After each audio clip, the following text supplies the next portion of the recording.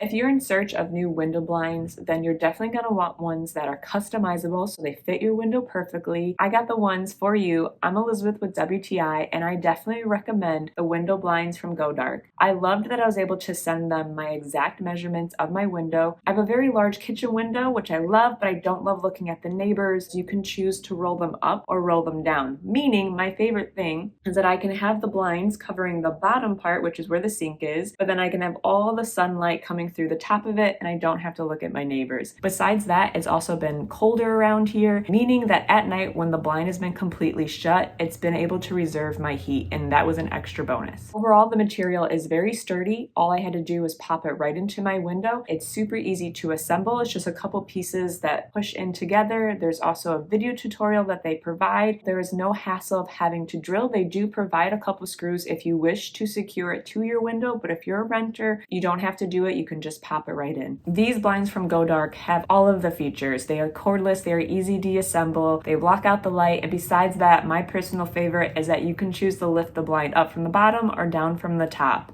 But hey, that's just my point of view.